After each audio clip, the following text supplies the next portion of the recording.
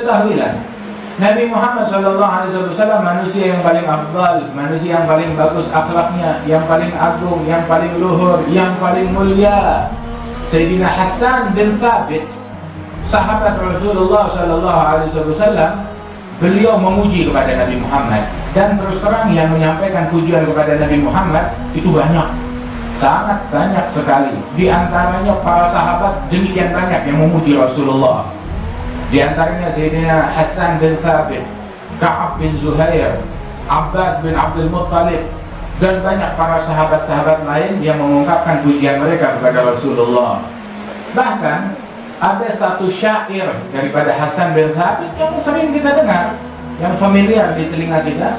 Hassan bin Thabit bilang, "Gara'na fid duha wa la sawfa yu'ti, fasara qulubana dzakal 'ata'u, hasyak ya Rasulullah tarda minna man yu'adzabu aw yusa'u, khuliqta mubarra'an min kulli 'aibin, ka'annaka qad khuliqta kama tasha'u, ajmalu minka lam taradattu 'aini wa ahsanu minka lam talidin nisa'u." Sayyidina Hassan bin Thabit mengatakan bahwasanya yang lebih indah dari engkau, yang lebih cantik, yang lebih tampan dari engkau tidak pernah dilihat oleh mata manusia. Yang lebih bagus, yang lebih mulia dari engkau tidak pernah dilahirkan oleh wanita manapun juga.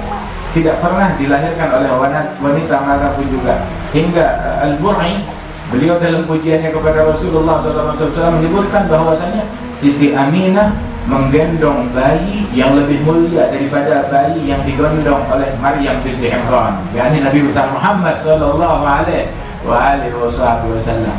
Rasulullah bilang, Adam wa man dunahu tahta liwa'i yaumal qiyamah.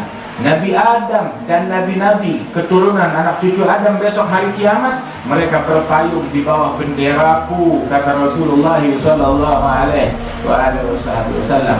Ana sayyidu waladi Adam wala fakhr. Aku adalah pemimpin dari semua anak cucu Adam. Wala fakhr, tidak ada kebanggaan yang melebihi kebanggaan yang Allah Ta'ala berikan kepada Nabi besar Muhammad sallallahu alaihi wasallam.